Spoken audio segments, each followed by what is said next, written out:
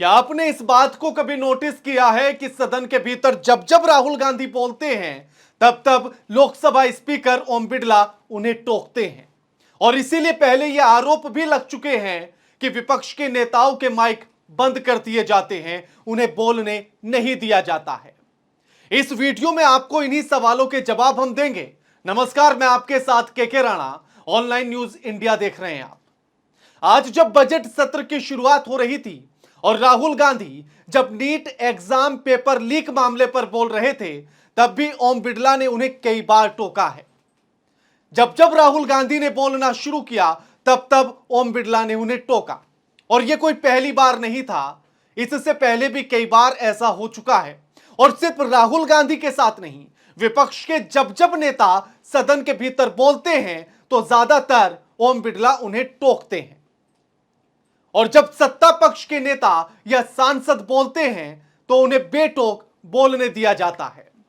याद कीजिए, जब नई संसद का गठन हो रहा था और सारे सांसद एक एक करके शपथ ग्रहण कर रहे थे, तब भी जब शशि थरूर शपथ ग्रहण करने के बाद जय संविधान बोलकर वापस अपनी सीट की तरफ आते हैं तो कांग्रेस के नेताओं ने जय संविधान का नारा लगा दिया, जिस पर ओम बिरला नाराज हो गए और उन्होंने सांसदों को डांटना शुरू कर दिया। और साथ में हरियाणा के रोहतक से सांसद दीपेंद्र सिंह हुड्डा को यह कहते हुए नसीहत दे दी कि नारा लगाने की जरूरत नहीं है। उन्होंने कहा कि संविधान का नारा लगा रहे हैं, इसमें आपत्ति क्या है। तब ओम बिरला कहते हैं कि संविधान की ही तो शपथ ले रहे हैं। और साथ ही यह भी बोला कि किस बात पर मुझे आपत्ति जतानी है और किस बात पर नहीं, यह दीपेंद्र सिंह हुड्डा नहीं बताएंगे। जय संविधान।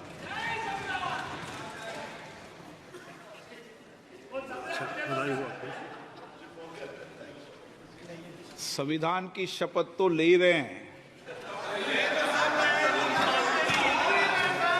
ये संविधान की शपथ है।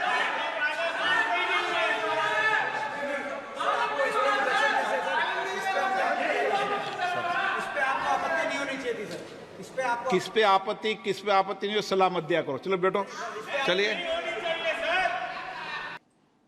और यह कोई पहली बार नहीं था, ऐसा कई बार हो चुका है।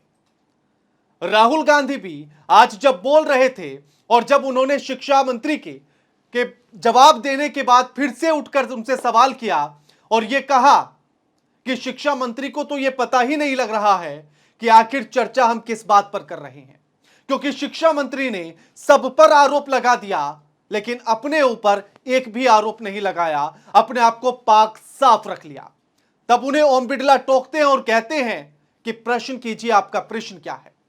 राहुल गांधी कहते हैं कि मैं अपने प्रश्न की भूमिका बांध रहा हूं। राहुल गांधी कहते हैं कि यह देश देख रहा है और लाखों छात्रों के भविष्य का सवाल है।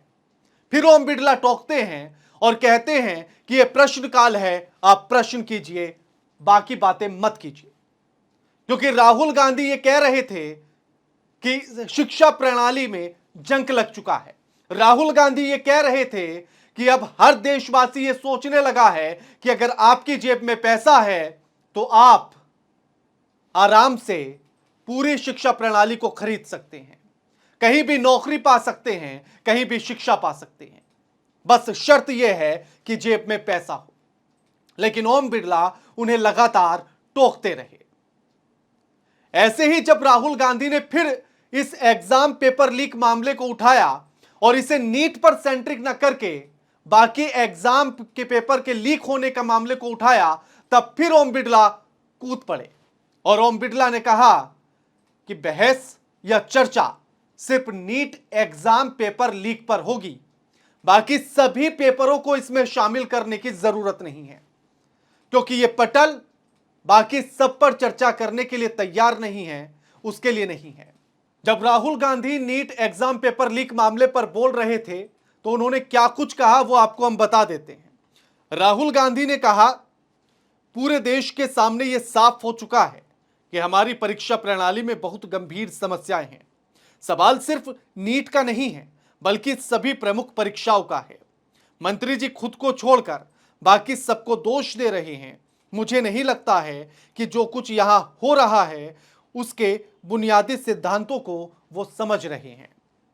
मुद्दा यह है कि जो कुछ हो रहा है उससे देश के लाखों छात्र बेहद चिंतित हैं और आश्वस्त हैं कि भारतीय परीक्षा प्रणाली एक फ्रॉड है। लाखों लोग मानते हैं कि अगर आप अमीर हैं तो आप भारतीय परीक्षा प्रणाली को खरीद सकते हैं। इसलिए हम माननीय मंत्री से कुछ आसान सवाल पूछ रहे हैं। सवाल सिस्टम का है और आप इस मुद्दे को सिस्टम के स्तर पर ठीक करने के लिए वास्तव में क्या कर रहे हैं। यह बात राहुल गांधी ने पूछी। उन्होंने क्या कुछ कहा, अब वो भी सुन लीजिए। Very serious problem in our examination system. This is not just a question of NEET, it is in all the major examinations. Now, the minister has blamed everybody except himself. Right? I don't even think he understands the fundamentals of what is going on here. आप प्रश्न क्या है आपका? आ रहा हूं sir. ये मैं question को ये सेटअप प्रश्न कर रहा हूं। निकाले, इसलिए प्रश्न पूछते हैं आप। The issue is that there are millions of students in this country who are extremely concerned at what is going on and who are convinced that the Indian examination system is a fraud. That is what is at stake here. Millions of people believe that if you are rich and if you have money, you can buy the Indian examination system. And by the way, and this is the same feeling that the people in the opposition have. And that is why we are asking some very simple questions to Honorable Minister. Number one, as this is a systemic issue, what exactly are you doing to fix this issue at a systemic level? Yes. That's the first question. तो ओम बिड़ला साहब से यह पूछा जाए कि अगर किसी भी मुद्दे को संसद के पटल पर नहीं रखा जाएगा तो फिर कहां रखा जाएगा।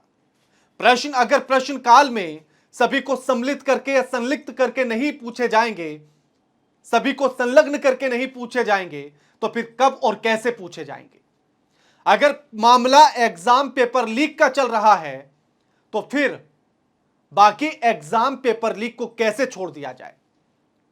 चाहे वो राज्यों में होने वाले हाई स्कूल या इंटर के पेपर लीक के मामले हों, चाहे राज्यों के स्तर पर होने वाली भर्ती के पेपर के लीक का मामला हो, या फिर राजस्थान में यूपीएससी या फिर अन्य एग्जाम पेपर लीक के मामले हो, चर्चा तो सभी पर करनी पड़ेगी। लेकिन जैसे ही यूपीएससी का जिक्र राहुल गांधी ने किया तो थोड़े से बेचैन हो गए लोकसभा स्पीकर ओम बिड़ला और कहने लगे कि सभी की चर्चा करने की जरूरत यहां नहीं है, सिर्फ नीट एग्जाम पेपर लीक पर बात कीजिए।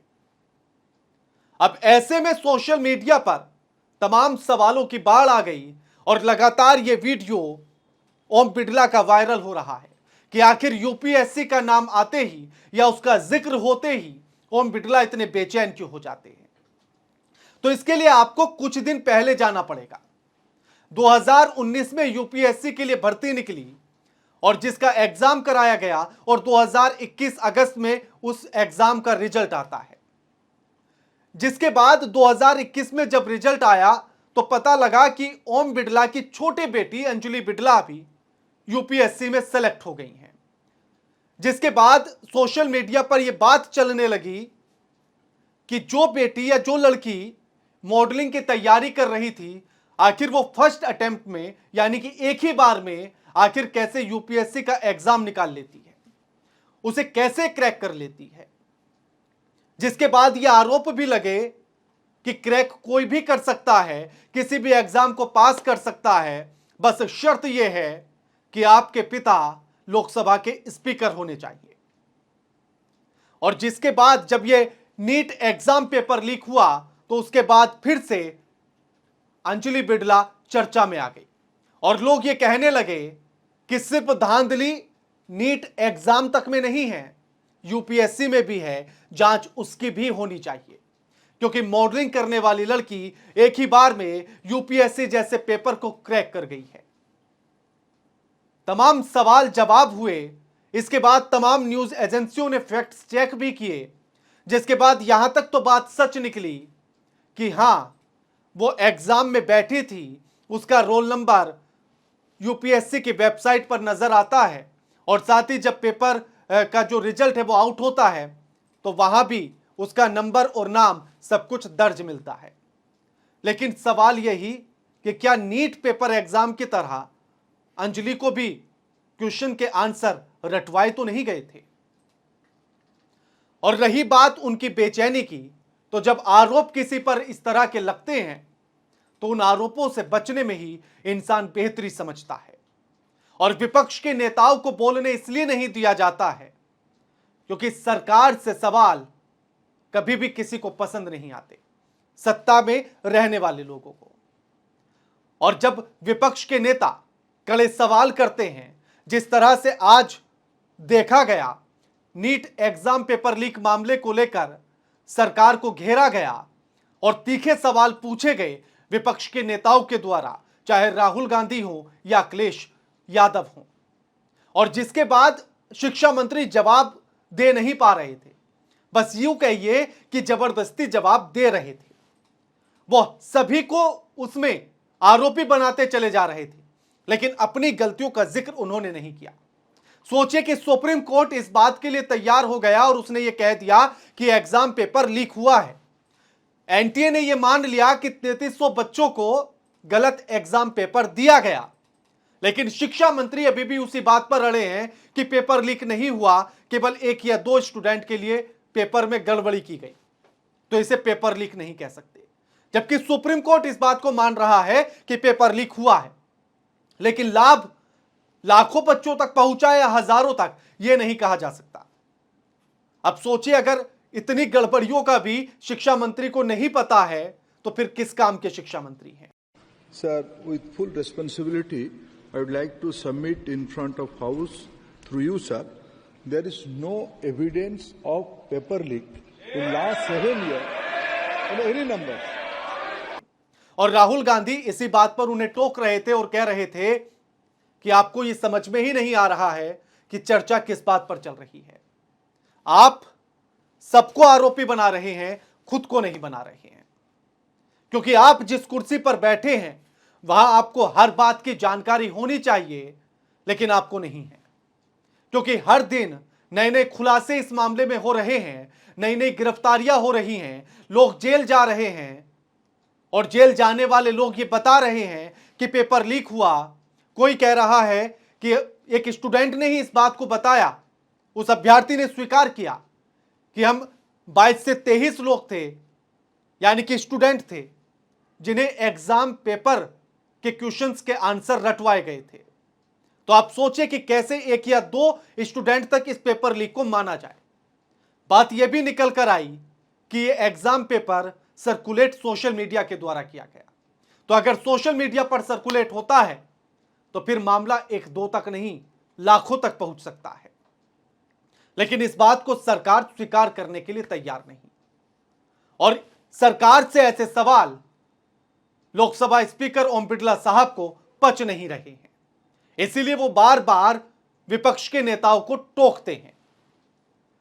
लोकसभा स्पीकर के बार बार विपक्ष के नेताओं को टोकने के रवैये पर आप क्या सोचते हैं और क्या कहना चाहते हैं, हमें कमेंट बॉक्स में कमेंट करके जरूर बताइए। और इस वीडियो को ज्यादा से ज्यादा शेयर कीजिए, साथ ही हमारे चैनल को सब्सक्राइब करना मत भूलिए। धन्यवाद।